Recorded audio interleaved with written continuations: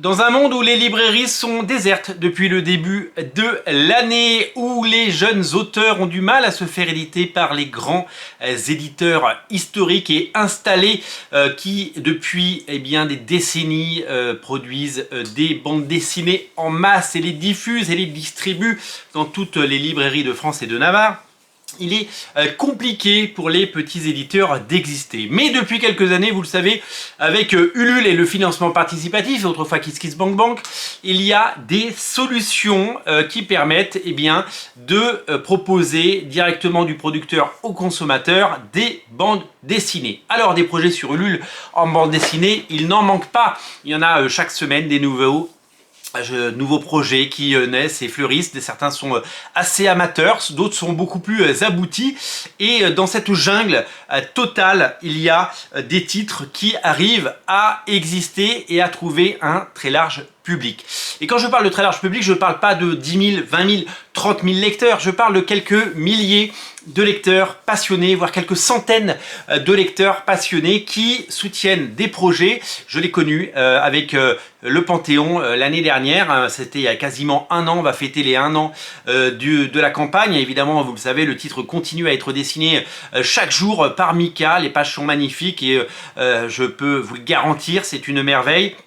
On a réussi à faire financer un projet en touchant seulement quelques centaines de personnes là où pour être rentable chez un éditeur national, il faudrait en vendre des milliers, voire des dizaines de milliers.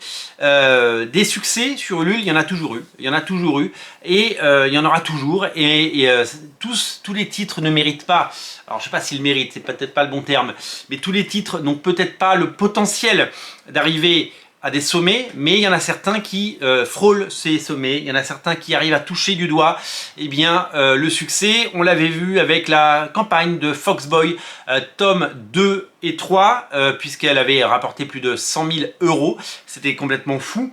Vous le savez, la campagne pour le volume 4 est en cours. Et vous allez pouvoir la soutenir. À date, au moment où j'enregistre cette vidéo, quelques heures avant que vous ne la regardiez, la campagne est déjà, en quelques jours seulement, à 34 000 €. 34 000 €, c'est totalement fou, c'est totalement dingue, et ça va continuer à grimper puisqu'il reste des dizaines de jours de campagne pour que vous puissiez avoir le temps de découvrir, soutenir et découvrir cette série. Foxboy, tome 4 est déjà un succès, tout comme Den, qui autrefois était, vous le savez, avant le rachat de KissKissBankBank par Ulule, qui était financé sur KissKissBankBank. Le switch de passer de l'un à l'autre était à la fois un risque et une opportunité, et ça a été couronné de succès puisque le 3e tome de Den de Richard Corben en est déjà à 107 000 € à quelques heures, à quelques jours de la fin de la campagne. 107 000 € pour une bande dessinée, c'est plus qu'il n'en faut. Non, c'est jamais plus qu'il n'en faut. Ça permet de travailler dans des bonnes conditions et ça permet de rémunérer les gens, rémunérer les ayants droit, rémunérer les imprimeurs, rémunérer le travail des éditeurs, tout le travail des éditions Delirium. Vous savez que quand on est éditeur, on ne roule pas sur l'or, surtout quand on est un éditeur indépendant. Donc avoir des formidables succès, ça permet non seulement de financer d'autres projets, mais ça permet d'envisager l'avenir sous de meilleurs auspices. Formidable succès phénoménal pour Den volume 3 qui est un carton, je veux dire un carton total. Quand on dépasse les 100 000 € sur Ulule, c'est totalement fou, c'est totalement dingue.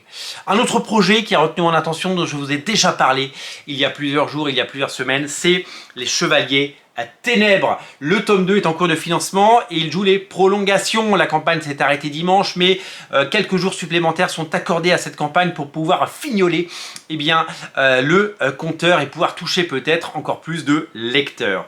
À date, au moment où j'enregistre, nous sommes à 38 000 €. 38 000 € pour le titre de Corberan et de Carvalho. C'est vraiment un excellent score. Je pense que cette bande dessinée mérite d'être lue et d'être découverte par encore plus de gens, puisque être lu par 500, 600, 700 personnes, c'est bien, mais être lu par des dizaines et des dizaines et des centaines de personnes en plus, eh bien c'est une opportunité qui lui est offerte aujourd'hui. Donc je vous invite évidemment à découvrir ces 3 campagnes. Je vous invite à les soutenir. J'aurais pu en sélectionner d'autres.